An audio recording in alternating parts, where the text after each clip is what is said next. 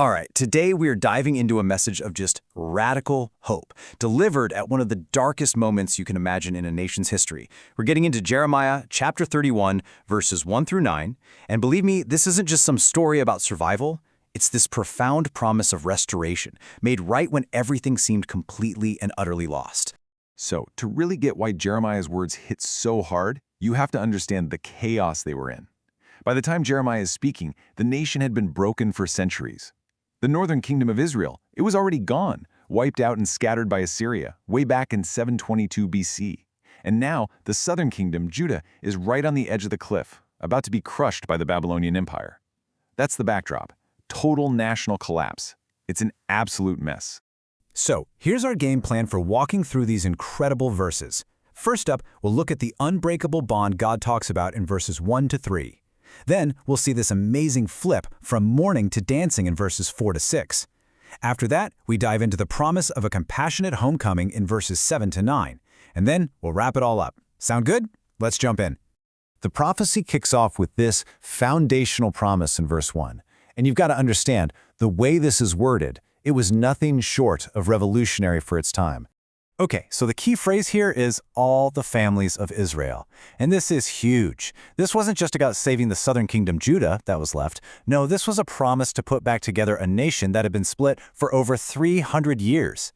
The northern tribes were basically considered a lost cause, scattered by the Assyrians 100 years before this. So Jeremiah starts with this politically impossible idea. God is going to restore the entire family. Then you get to verse 2, and it's like Jeremiah is rewinding the tape, taking everyone back to Israel's origin story. This kind of language would have been instantly familiar and incredibly powerful to them. So what Jeremiah is doing here is just brilliant. He's using the Exodus as a blueprint for hope.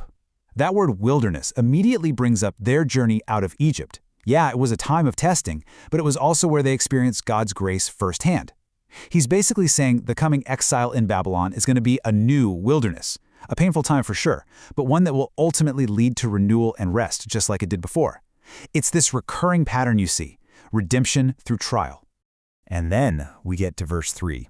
Honestly, this is the emotional and theological heart of the entire passage. Just imagine this.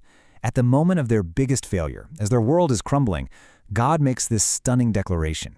Let's just pause for a second on that word loving kindness. In Hebrew, the word is chesed, and it's one of the most important, most powerful words in the entire Old Testament. It's not just about a warm, fuzzy feeling.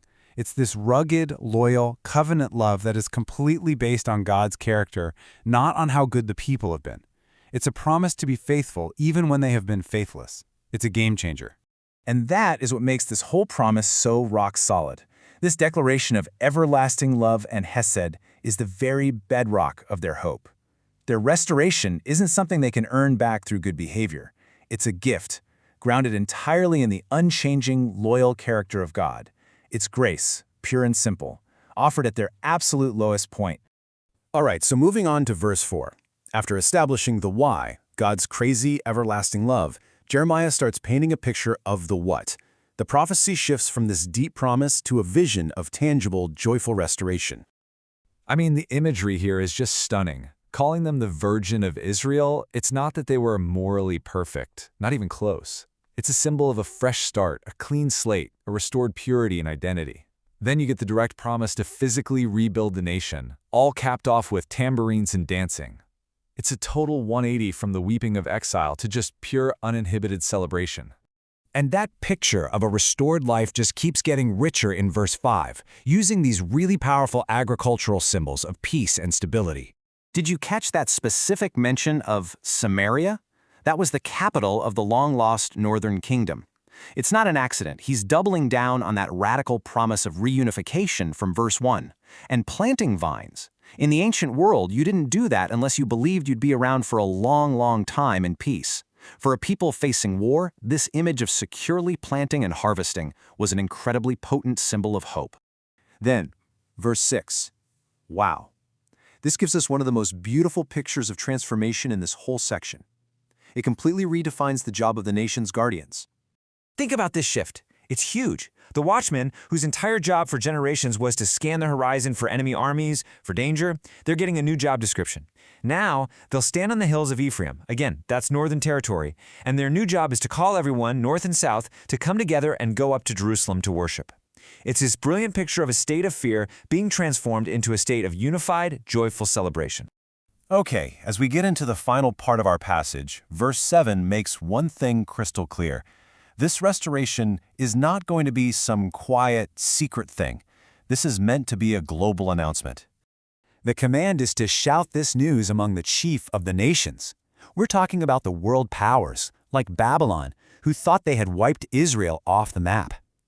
And you see that word remnant? It acknowledges the devastation. Only a faithful few will survive the exile. But their salvation will be a public testimony to God's mercy, not their own military strength.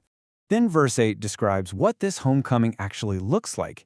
And honestly, it's one of the most compassionate verses you'll find anywhere in the prophets. What this reveals is that God's restoration is a gathering of pure grace.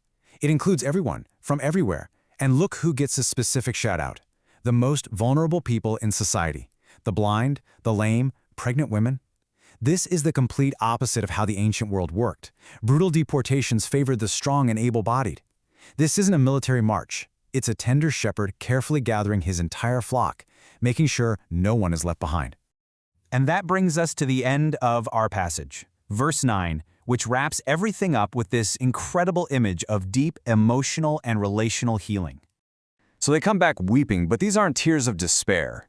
These are the tears of overwhelming joy and repentance. God is no longer just a king, he's a father. And then, in this breathtaking final move, he calls Ephraim, a nickname for the long-lost northern kingdom, my firstborn. This restores full dignity and status to the very tribes that have been rejected and exiled for centuries.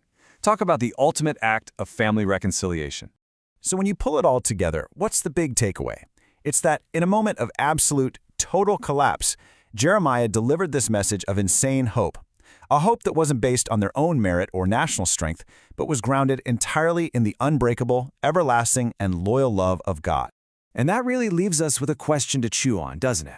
This was a message of profound hope for a people staring into the abyss. So where do we find these kinds of deep, character-based promises of restoration in the midst of the crises we face today? It's a powerful question to consider. Thanks so much for joining us for this deep dive.